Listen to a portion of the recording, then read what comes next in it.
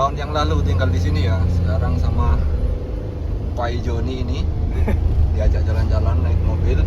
Gelap, nggak kelihatan. Nostalgia 10 tahun yang lalu.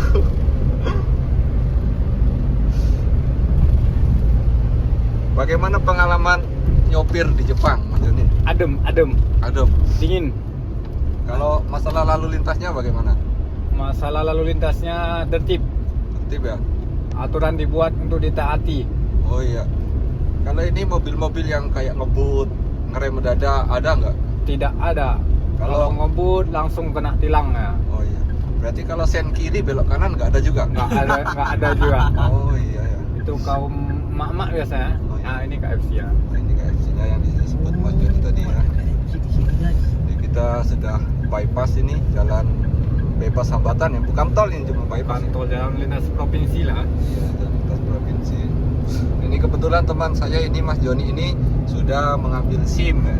Jadi dia sekolah mengemudi di Jepang selama berapa bulan Mas Joni? 3 bulan. 3 bulan ya. 3 bulan itu bagaimana? Coba di apa? Kasih tahu ini tesnya apa 3 saja. bulan itu belajarnya pertama kan belajar mengemudi, terus apa ya, ada ujian praktek, ada ujian tulisan. 3 bulan itu nggak full belajar dari jam 8 sampai jam 5, tidak. Kan ke sekolahnya sambil kerja juga, kadang misalnya ada waktu 2 jam, udah masuk 2 jam latihan mengemudi gitu. Karena ada jam yang apa ditentukan di sekolah gitu. Kalau misalnya udah selesai memenuhi jam mengemudinya yang udah ditentukan, jam misalnya 20 jam mengemudi, baru boleh ikut ujian gitu.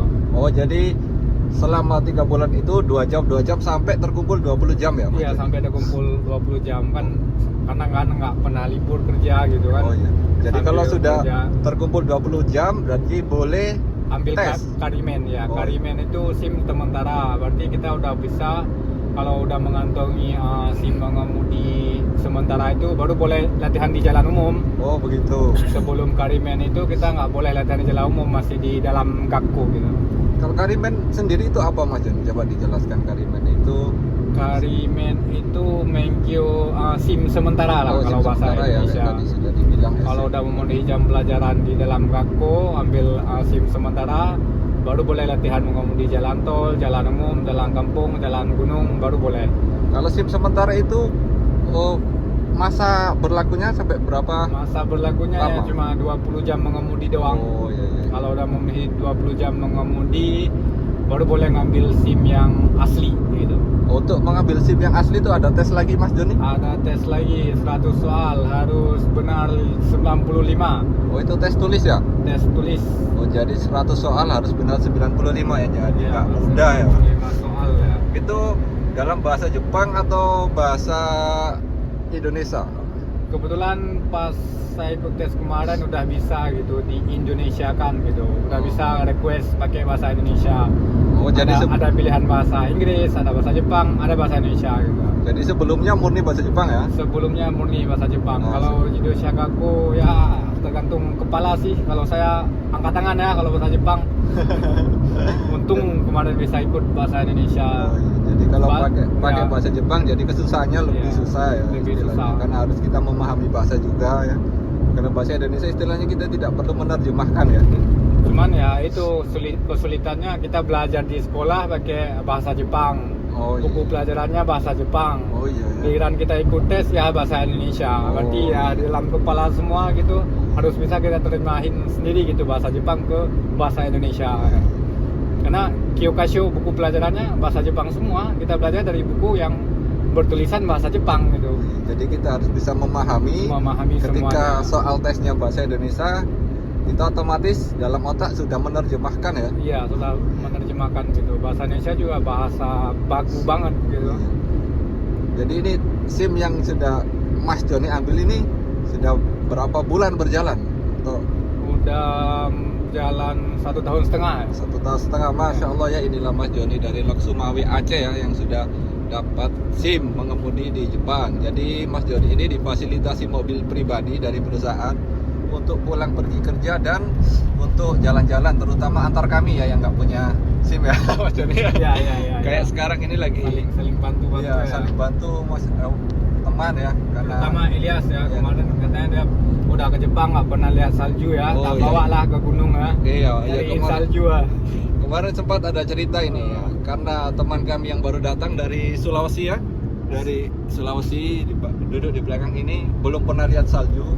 Jadi pas ada kabar salju turun, Mas Joni ini jemput kami dan kami diantar ke gunung ya. Ternyata pas 2-3 jam perjalanan di dalam gunung, jalanannya sudah membeku, jadi mobil nggak bisa nanjak, juga nggak bisa direm ya. Meskipun direm, mobil tetap jalan. Jadi hampir 2 kali ini ya, hampir celaka ya karena terpleset. Memang apa ini Mas Joni, kalau musim dingin harus pakai ban khusus. Ya, harus pakai ban khusus, dan kalau ban khusus pun kalau ditanjakan kayak kemarin itu sebenarnya bukan salju tapi es gitu. Es ya? Bayangin gitu, kita pijak es saja kan tergelincir gitu kan. Ini kita mengemudi di atas es gitu kan. Aturannya pakai rantai sih, kalau salju kayak kemarin tuh pakai rantai itu. Kalau ban anti slip juga nggak kuat nanjak dia. Kuat nanjak tapi nggak boleh berhenti gitu. Fix rantai sih kalau kemarin gitu. Ya maklum, kita pengalaman mengemudi di salju juga nggak ada gitu kan. Gas gitu modal Biasanya nekat, pengalaman mengemudi di medan lumpur Mas ya. Joni ya. Saya di lumpur gitu ya. Jadi sama es itu beda ya. Beda es sama lumpur beda. Makanya itu. Di Indonesia kan ada juga ya, kalau musim hujan banjir kan muncul lumpur sampai tengah aspal ya. Jadi Iya. ternyata beda. Kesulitan mengemudi di atas lumpur dan es ya beda. Jadi ini kembali ke topik utama Mas Joni, kalau ada pemagang yang pakai visa takutnya gini nih, yang mau ambil SIM, irikai atau ikut sekolah mengemudi, saran dari Mas Joni apa supaya bisa lulus dengan mudah Mas ini? Terutama sih ya belajar sih, belajar pahami aturan lalu lintas di Jepang ya. Mungkin ya ada kesamaan ya, cuman kalau Jepang lebih tertib gitu kan. Usahakan ya ada buku pelajaran, buku panduan mengemudi di Jepang gitu. Belajar karena kalau kita coba terus-terusan nggak mungkin gitu, nggak lulus gitu kan. Setiap kita tes ya versi soalnya selalu versi yang berbeda yang keluar gitu. Soalnya mudah, cuman bahasa Indonesianya itu bahasa baku ya sedikit membingungkan gitu. Malah kadang kita tidak mengerti apa yang ditanya gitu. Oh, Ini iya. pertanyaannya menuju kemana gitu. Emang Jadi- kecohannya begitu ya. Jadi meskipun pakai bahasa Indonesia, ternyata bahasa yang muncul di persoalan tes itu bahasa yang mungkin langsung murni translate ya. Jadi Iya. kita juga agak susah memahami bahasa Indonesia yang dimaksud dalam soal tersebut ya Mas Joni. Iya ya benar. Belajar sih. Prepare ya. Prepare ya. Prepare ya belajar. Untuk mental sendiri bagaimana Mas Joni? Kan Kalau- ini Mas Joni kan sendirian pastinya kan, sekolah sendirian, berangkat sendiri, tidak ada penerjemah. Pasti kan kita sebagai warga negara Indonesia, warga asing yang mau tes ini, tes mengemudi di Jepang kan pasti gugup ini. Iya, Untuk persiapan tes. mental sendiri bagaimana Mas Joni agar kita nggak gugup? Kan kalau kita tenang kan miss-nya lebih sedikit begitu Mas Joni. Untuk saran Ya. mentalnya bagaimana persiapan? Saran mentalnya usahakan ya, kalau kan ada guru pembimbing kalau kita yang ngetes gitu kan. Usahakan ya belajar bahasa kotoba tentang mengemudi gitu. Karena sensei ataupun guru yang mengajari kita itu dia tidak bilang migi magarimas, hidari magarimas, belok ke kiri, belok ke kanan. Dia ngomongnya usetsu, sasetsu, berarti belok kiri, belok kanan gitu. Oh, jadi kalau usetsu kan itu istilahnya memang belok, cuma bahasa mengemudi ya. Mbak, bahasa di mengemudi Oh, gitu. iya. Jadi beda sama bahasa kayak Kayak kita pergi tiba-tiba belok, jadi Oh, bukan iya. pakai kendaraan gitu, bukan Iya, iya. bukan kita mengendarai di prioritas lalu lintas gitu kan. Iya. Kalau udah di lalu lintas dan kita mengendarai kendaraan, ya otomatis bahasa yang digunakan ya usetsu, sasetsu gitu. Oh, jadi ini saran dari Mas Joni ini, kita juga harus belajar kotoba tentang transportasi ya, untuk mengemudi. Ya, untuk mengemudi di Jepang. Jadi bukan untuk kotoba untuk memahami ucapan senseinya saja ya, tapi memang kita harus mengerti juga. Kadang kan kalau Iya. misalnya kita nggak ngerti perintah arahan, ya nggak tahu gitu. Selanjutnya kalau misalnya kan sensei bilang sugi no shingo wa usetsu shimasu, ya kan kan kita Usetsu apa nih, kiri kanan apa Usetsu Shimazu, terus kita jalan lurus gitu ya, itu tesnya gagal gitu.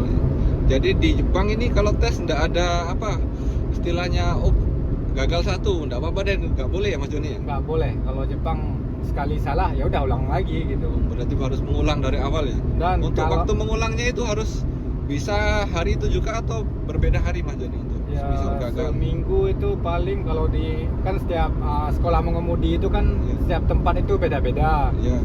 Kebetulan aku kan termasuk pelosok kampung ya, seminggu adalah 3 kali gitu untuk jadwal pengulangan. Oh, iya. Selesai hari ini ya udah kita tunggu jadwal berikutnya. Senin, Selasa, Rabu ada gitu kan. Oh, jadi menurut daerah juga Mas Joni Ya, ya. ya. Kalau di daerah perkotaan mungkin lebih sibuk jadi Ya, kalau daerah nggak bisa mengulang perkotaan dengan ya, cepat. Ya? mau ngulang dengan cepat nggak bisa. Kadang kita harus nunggu 2, kadang bahkan sampai 6 bulanan gitu.